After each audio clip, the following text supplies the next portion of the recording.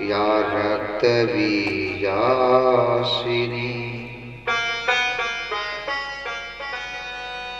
शक्ति शुंभनि शुंभ दैत्य दलिनी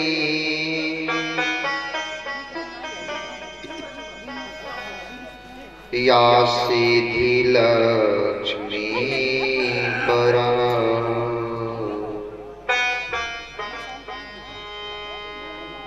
या देवी नवकोटि मूर्ति सहिता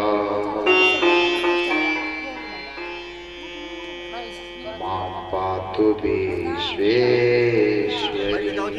बलधामं हेमशैलावदेहम्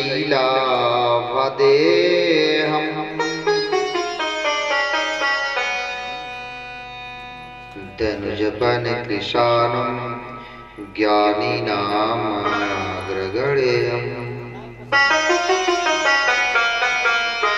निधानम् वानराणामधीशम्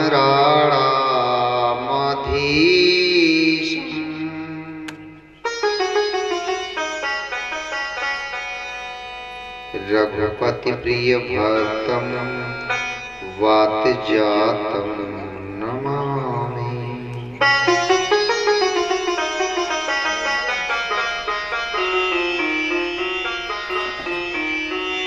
प्रिय भागवत स्वरूप श्रोता,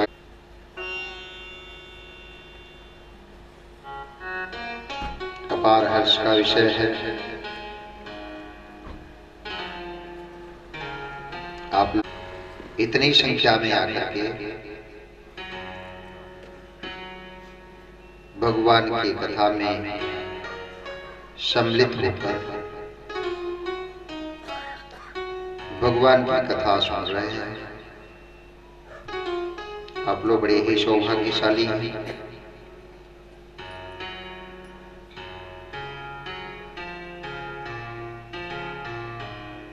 भगवान की कथा बड़े भाग्य से सुनने का अवसर प्राप्त होता है। सबको सुनने को नहीं मिलता है।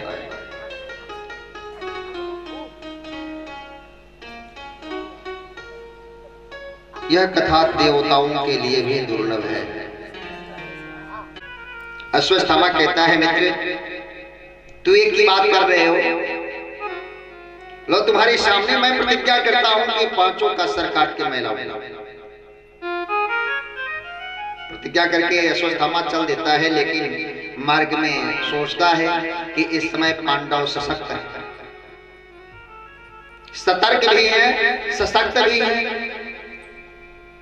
पांडवों के ऊपर विजय प्राप्त करना इतना आसान नहीं, लेकिन मित्र को मैंने वचन दिया है तो उसको निभाना भी।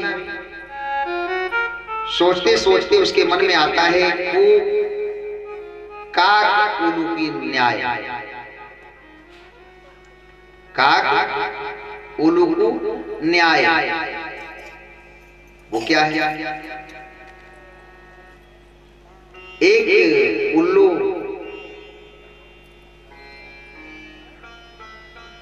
को दिन में कौवे बहुत परेशान करते हैं।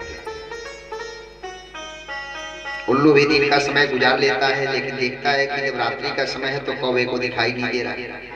उस समय एक ही उल्लू हमला करता है और सारे काक मारे जाते हैं। ये चीज उसके दिमाग में बैठ गई और रात्रि का इंतजार करने लगता है। रात्रि का जब समय होता है, यह शस्त्र लेकर के पांडव कैंप के तरफ बढ़ता है, शिविर की तरफ बढ़ता है। कहा गया है, जाको राखे साइया मार सके नहीं कोई, बाला बांका कर सके जदि जग बैरी हो। जिसके रखवाले स्वयं नारायण हो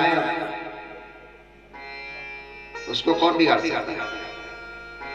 नारद उस समय सारथी रूप में पांडवों के साथ स्वयं हमारी नारायण प्रभु भगवान कृष्ण थे।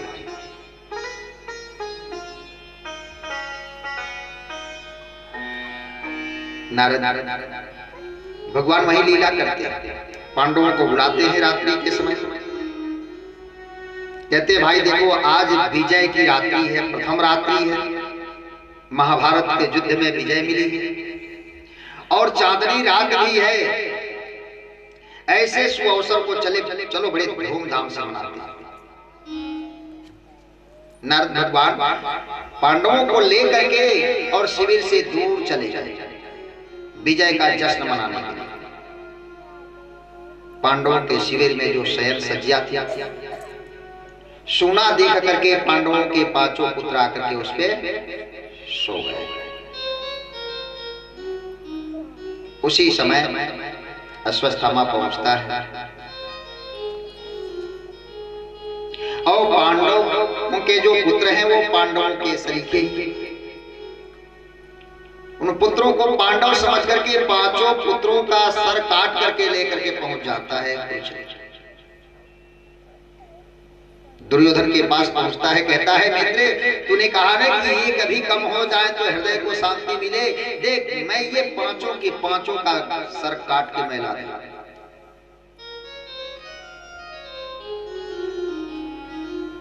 पहले तो दुर्योधन बड़ा प्रसन्न होता है, लेकिन नजदीक पहुंचने पर जब पहचानता है तो रोने लगता है।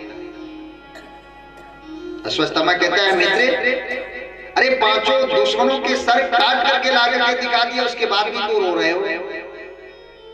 दुर्योधन कहता है मित्र, तूने बड़ा अनर्थ कर दिया, तूने बड़ा अनर्थ कर दिया। अरे हमारे कुल में कोई पानी देने वाला भी नहीं बचा। ये पांडव नहीं है, ये पांडव पुत्र है।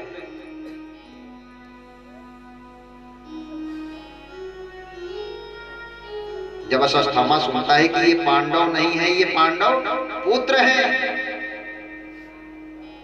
तो समझ जाता है कि अब तो हम बचने वाले नहीं। इधर सोए हुए बालकों को देखने के लिए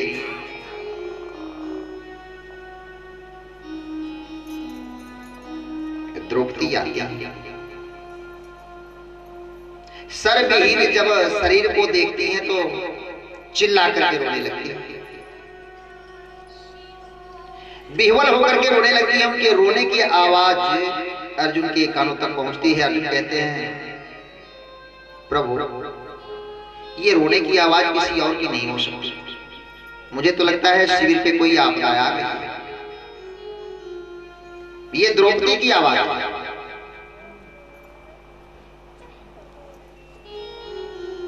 पांचों पांडवों के साथ भगवान कृष्ण आते हैं।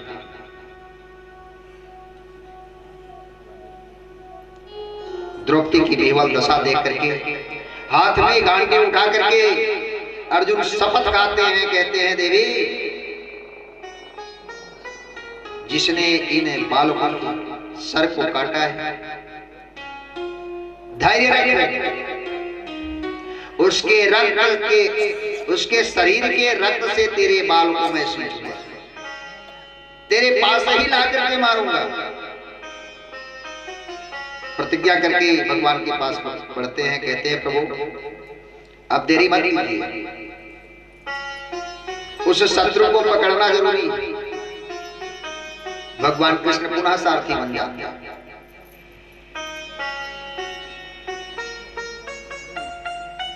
अर्जुन रथ पे सवार होकर के चलते हैं आगे। जब अश्वत्थामा देखता है कि अर्जुन मेरी तरफ बढ़े आ रहे हैं, अश्वत्थामा भागने लगता है। जब तेज गति से भागने लगता है, भगवान कृष्ण के रथ की भी गति तेज होती है। अश्वत्थामा देखता है कि अब मैं बचूंगा नहीं, ब्रह्मास्त्र का प्रयोग कर देता है।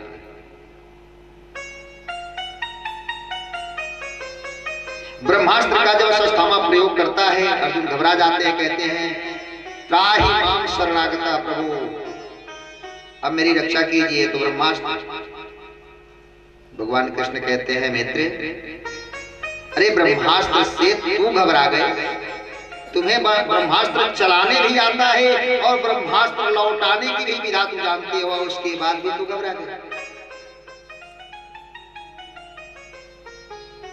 अर्जुन कहते हैं ब्रह्मास्त्र को काटा नहीं जा सकता, भगवान कहते हैं सत्य है, ब्रह्मास्त्र को काटा तो नहीं जा सकता, लेकिन ब्रह्मास्त्र के ऊपर दूसरा अस्त्र का प्रयोग कर देने से ब्रह्मास्त्र विफल भी होता है। प्रमाण से देखिए, रामायण के समय हनुमान जी अशोक वाटिका को उजाड़ रहे हैं।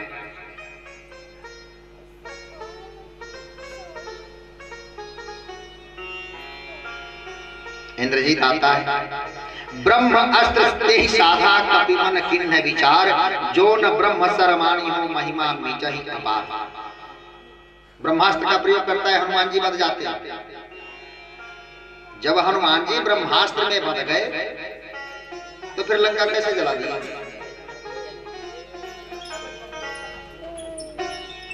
लेकिन होता क्या है, ते ही देखा कपि मूर्छित भयउ। ब्रह्मास्त्र के प्रयोग से हनुमान जी वध करके जब नीचे गिरते हैं, उसके साथ आए हुए दैत्य देखते हैं कि बड़ी परिश्रम से तो ये बंदर पकड़ा गया है,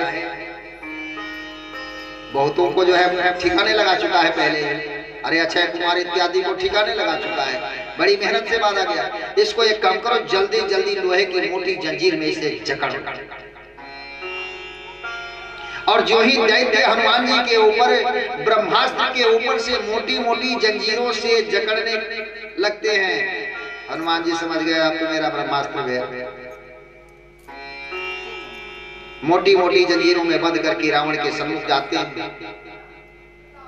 रावण जब व्यंग करता है, हनुमान जी अपने शरीर को थोड़ा सा विस्तार करते हैं, सारा टूट करके गिर जाता है जंजीर। अब बंधन विहीन हो गए हनुमान जी, पूरी लंका को जला दिया। भगवान याद दिलाते हैं, अर्जुन भी इधर से ब्रह्मास्त्र चला देते हैं। ब्रह्मास्त्र की टकराव होने की स्थिति में भगवान कहते हैं, अर्जुन अब देरी क्यों करते हो, ब्रह्मास्त्र को शांत भी तो कर दो। अर्जुन ब्रह्मास्त्र का जो टकराव है शांत करते हैं और रथ से कूद करके दौड़ करके अश्वत्थामा को पकड़ लेते हैं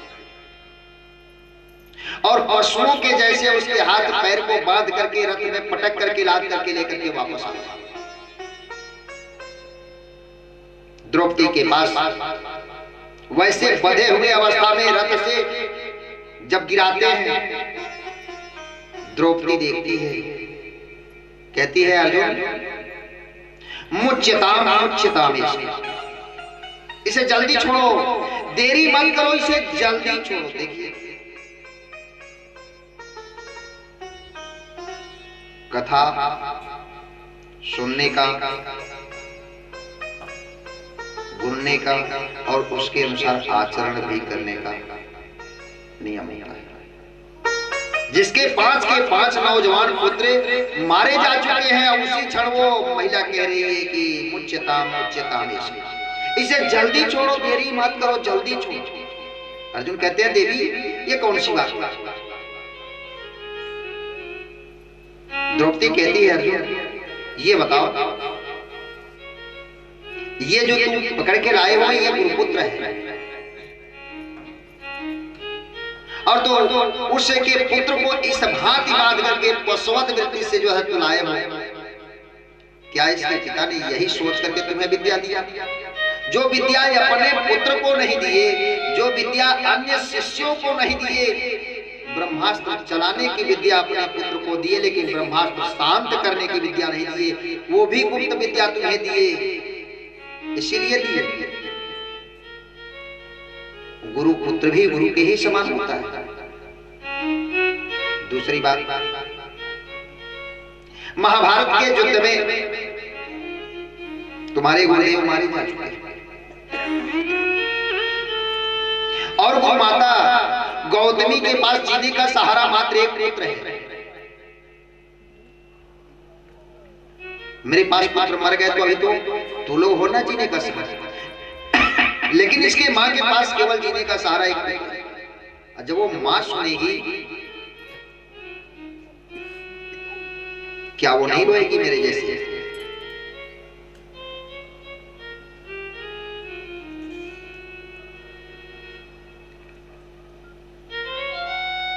द्रौपदी की बात को सुनकर के अर्जुन विचार मग्न है। भीम कहते हैं भले भैया, भीम सोचते हैं कि भले ये छोड़ दें, मैं तो नहीं छोड़ने वाला।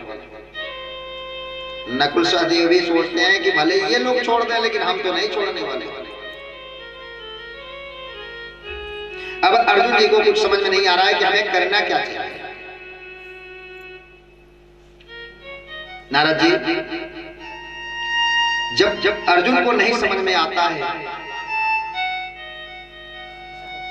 तो भगवान कृष्ण से परामर्श करते हैं। जहां भी महाभारत होने के पहले भी भगवान ने गीता का उपदेश दिया, तो वहां पर भी पूछते हैं,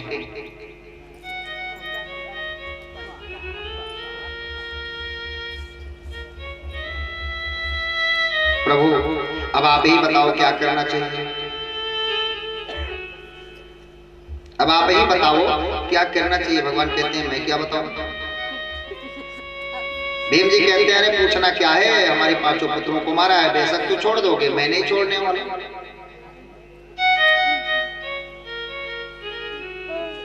धर्मराज जी कहते हैं नहीं, गुरुपुत्र है, छोड़ दिया। अब अपने ही परिवार में दो दल हो गया। धर्मराज युधिष्ठिर और द्रौपदी की एक मत है कि छोड़ दिया जाए, बाकी अर्जुन भीम नकुल सहदेव का एक मत है कि नहीं, इसे मार दिया जाए। अर्जुन जब हाथ जोड़ के कहते हैं कि कृष्ण अरे खड़े खड़े क्या देख रहे हो सखा, ये तो बताओ कि यहाँ हमारा धर्म क्या है, हमें करना क्या चाहिए, इसे मारना चाहिए या छोड़ना चाहिए।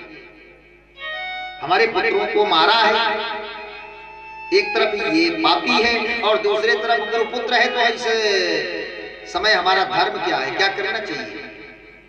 भगवान कृष्ण बड़ा ही सुंदर जवाब देते हैं, कहते हैं अर्जुन मत्तः प्रमत्तम उन्मत्तम सुप्तम बालम स्त्रियं जड़म प्रपन्नम भीरतम भीतम न रिपुहन्तिर्मच्छति। जो उन्मत्त हो उसे नहीं मारना चाहिए,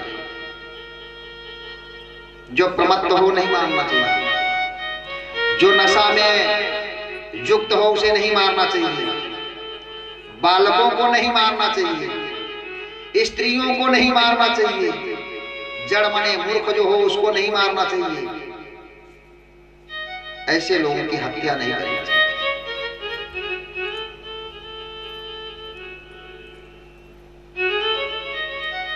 अर्जुन कहते हैं प्रभु ये तो बताओ, आपने तो बड़े सुंदर ढंग से व्याख्या कर दिया, इनको मारना नहीं चाहिए। और गीता में आपने उपदेश दिया है कि आतताई को छोड़ना भी नहीं चाहिए। क्या मैं गीता के उपदेश को मानूं या यहाँ आप जो कह रहे हो वो मानूं? गीता में आपने उपदेश दिया है ना कि ये सब के सब आतताई। हमारी सभा में अन्याय हो रहा था और सब देख रहे थे, किसी ने विरोध नहीं किया। जो तुम्हारा आज नजरों में सगे संबंधी दिख रहे हैं ना, सब आतताई, तो आतताई को छोड़ना नहीं चाहिए। भगवान कहते हैं अर्जुन नहीं समझ में आया, अब ऐसे समझो और सरल तरीके से समझो। ब्रह्म बंधोर्न हंतव्य आतताई वधार्णः मैं वो भयनाम परिपाहि अनुशासनम। ऐ अर्जुन, ब्राह्मण का वध नहीं करना चाहिए, उसमें भी ये गुरुपुत्र है।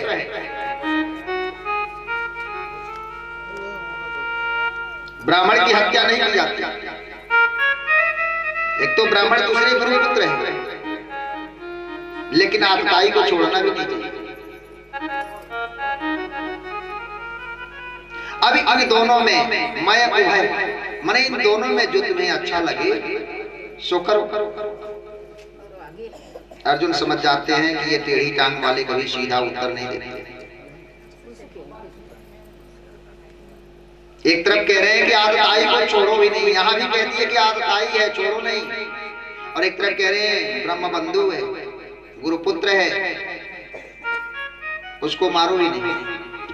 अंत में भगवान के चरणों में अर्जुन बैठ जाते हैं और हाथ जोड़ के कहते हैं, प्रभु मुझे समझ में नहीं आ रहा है, आप सीधे बताओ ना क्या करना चाहिए। भगवान कहते हैं ऐसे सुनो, एक चीज बताओ, विजय मिल गई? अर्जुन कहते हैं हाँ, युद्ध में तो विजय मिल गई।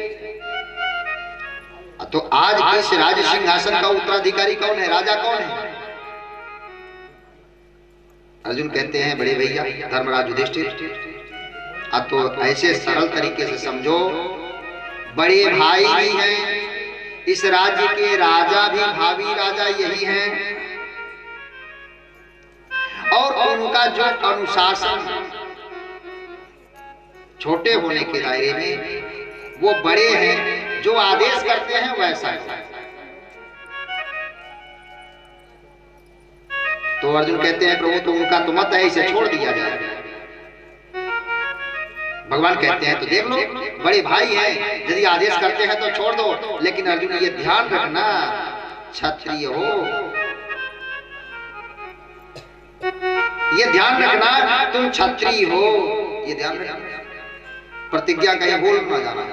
कारण कि जाते समय द्रौपदी के सम्मुख वो प्रतिज्ञा किया थे कि तेरे सम्मुख मैं उसे मारूंगा, उसके रक्त से तेरे केस को मैं सिंचित करूंगा।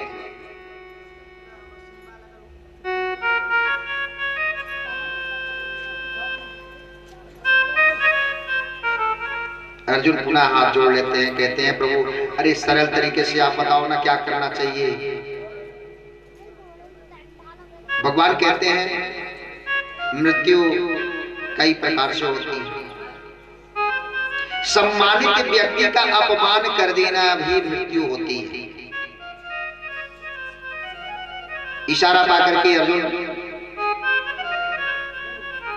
उसके बंधन को खोल देते हैं। बंधन को खोलने के बाद उसके केस को पकड़ करके उसके मस्तक में छुपे मणि को निकाल लेते हैं और भरे लोगों के बीच से धक्का मार करके अपमानित करके अश्वत्थामा को छोड़ देते हैं। अश्वत्थामा वहां से अपमानित होकर के जब चलता है, प्रतिज्ञा करता है कि अर्जुन तूने भरे शिविर के बीच में मुझे अपमानित किया है, मैं तेरे वंश में पानी देने वाला भी नहीं छोड़ूंगा।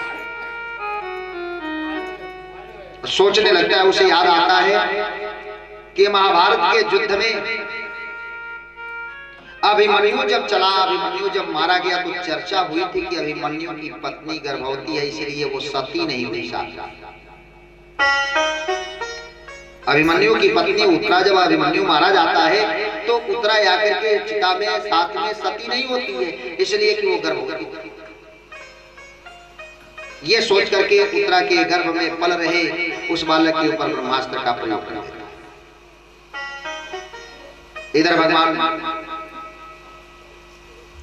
अब पांडवों से विदा लेने कि अब हम चले अपने नगर को, बहुत दिन हो गया महाभारत में आप लोगों के साथ रहते।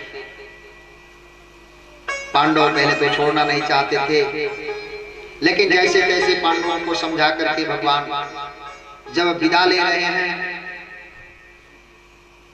अपने रथ के समीप पहुंच करके एक पांव रथ के पौदान पे रख करके एक हाथ से उठा करके सबको आशीर्वाद दे रहे हैं। उसी समय उत्तरा रोती बिलखती तड़पती हुई उधर से दौड़े चले आए। त्राहि माम शरणागत आकर के भगवान के चरणों में गिर जाते हैं, कहती है प्रभु मेरी रक्षा करो, प्रभु मुझे मरने से भय नहीं है, मैं मर भी जाऊं तो कोई बात नहीं, लेकिन भय इस बात का है कि मेरे गर्भ में पल रहे इस बालक का यदि अनिष्ट हो गया तो इस कुल का नाश यही सुनिश्चित। वंश परंपरा ही यही समाप्त हो जाएगी। इसलिए प्रभु मैं जीवित रहूं या मरूं, मेरी चिंता छोड़ करके मेरे गर्भ में पल रहे उस बालक की रक्षा आप कीजिए। जानते हो ना, उत्तरा की यह बात सुन करके एक तरफ हमारे नारायण प्रभु आशीर्वाद मुद्रा में खड़े हैं, एक पैर उनका रथ के पौधान पे चढ़ने के लिए तैयार है, एक हाथ से रथ के भाग को पकड़े हुए हैं, दूसरे हाथ आशीर्वाद मुद्रा में है, दूसरे रूप में अंगुष्ठ मात्र अंगूठे के बराबर मात्र अपने शरीर को बना करके उत्तरा के गर्भ में प्रविष्ट हो जाता। नारद, ये भारत भूमि है, ये कर्म भूमि है। बहुत कुछ देखा होगा, लेकिन जरा ये देखो, यहाँ की माताओं के पास वो क्षमता है कि अपने गर्भ में भगवान को भी धारण करती है। जरा इस अलौकिक झांकी का स्मरण करके दर्शन करो कि एक ही मां के गर्भ में भक्त और भगवान दोनों एक साथ हैं। भगवान पहुंच करके परीक्षित के ऊपर से ब्रह्मास्त्र का प्रयोग निष्फल करते हैं। निष्फल जब हो जाता है, भगवान विदा लेकर के चल देते हैं। समय पूरा होता है, उस बालक का जन्म होता है, लेकिन जन्म लेते ही वह बालक उसी रूप को खोजने लगता है जो गर्भावस्था में देखा था। शंख चक्र गदा पद्म पर इच्छिता परीक्षिता, वह उस रूप को खोज रहा है वह बालक, और उस रूप को नहीं देखता है तो वह बालक रोने लगता है। नारद जी वही बालक आगे चल करके इससे अखिल साम्राज्य का शासक होता है।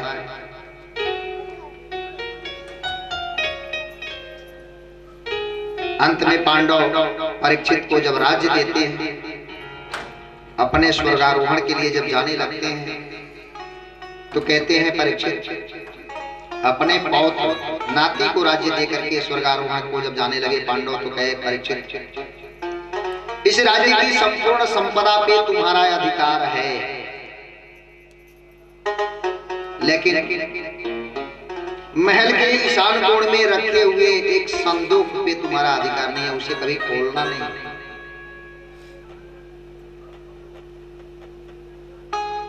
उसे कभी खोलना नहीं। परीक्षित जी भी बात मान गए। बहुत समय व्यतीत हो गया। एक दिन उनके मन में विचार आता है कि ऐसी कौन सी संपदा या कौन सी ऐसी वस्तु रखी गई है उसमें कि हमारे दादा लोग जाते समय मना कर दिए कि उसको कभी खोलना भी नहीं। शास्त्र निर्देश करता है कि मातु पिता प्रिय गुरु के बानी बिना ही विचार करिए सन्मानी, इसमें विचार नहीं करना चाहिए। यदि विचार किए तो उसी क्षण से अनिष्ट आपके साथ पीछे लग जाता है। इस कथा से ये प्रमाण मिलती है। परीक्षित के मन में ये विचार होता है कि आखिर उसमें है क्या? कहते हैं कोई बात नहीं, उसको हम खर्च नहीं करेंगे, निकालेंगे नहीं, चले देखें तो कि उस संदूक के अंदर है क्या चीज। जाते हैं परीक्षित, उस संदूक को खोलते हैं तो उसमें बड़ा ही सुंदर एक मुकुट रखा गया था।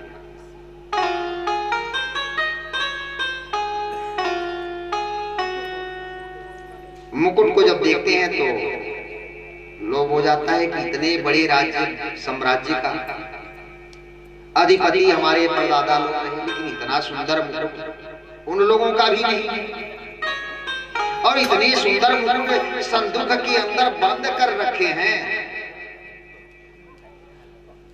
और हमसे कह करके गए कि इसे खोलना भी नहीं। रुको जरा लगा के देखो। वाह मुकुट। आजकल के लोग पाप से नहीं डरते हैं, पापी से भी नहीं डरते हैं। पाप से भी यदि धन मिले तो संग्रह करने के लिए आगे बढ़ जाते हैं। परीक्षित जैसे धर्मात्मा व्यक्ति का बुद्धि वही भ्रष्ट हुआ। कारण कि जो मुकुट को लेकर के अपने मस्तक पे रखे वह मुकुट जरासंध का था। पांडव लोग राजसूय यज्ञ के पहले जब विजय करने निकले थे, भगवान कृष्ण साथ में गए थे। भगवान कृष्ण के इशारे पर भीम जी ने जब जरासंध को चीर करके उल्टी दिशा में फेंक दिए, वहां से वही मुकुट लेकर के आए। राजसूय यज्ञ में दिग्विजय से आए हुए सारी संपदा को उन्होंने लगा दिया, लेकिन जरासंध के यहां से आया हुआ वह मुकुट को हाथ तक नहीं लगाया।